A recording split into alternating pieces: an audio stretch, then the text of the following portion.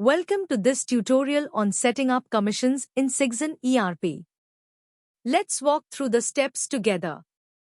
First, navigate to the Cygzen settings. Here, you'll select the company, holiday list, and the role responsible for submitting commission bills. Next, head to the Trade Item Commission tab.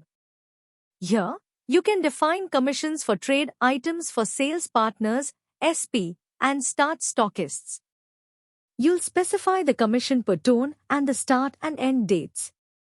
For self-sales, set commissions for sales partners making purchases as dealers from the company. Again, you'll enter the commission per ton and the start and date. Now, let's address commissions within the network. Define commissions for dealers under the sales partner, with the sales partner receiving the commission. Input commission per ton and start and date. You can also set flat commissions on specific items. This is for sales partners on fixed item sales made by dealers under them. Select the item, set the commission per ton, and specify the start and date. Target commissions are based on achievement. You'll set percentage-based commissions per ton depending on targets met. In the target commission percentage table, you need to select No. Based on the target commission table, enter percentage and discount.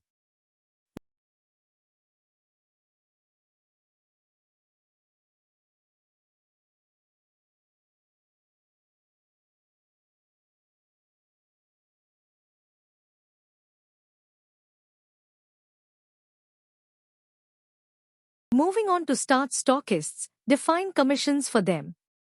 In the Self section, specify commissions for purchases made by Start Stockists from the company. In the SP section, define commissions for sales partners on purchases made by Start Stockist dealers from the company.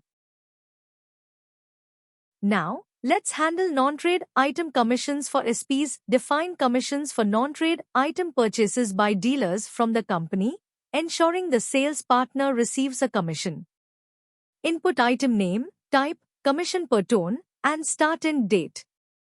For commissions related to TPC, define commissions for TPC agents and dealers. Specify the amounts accordingly.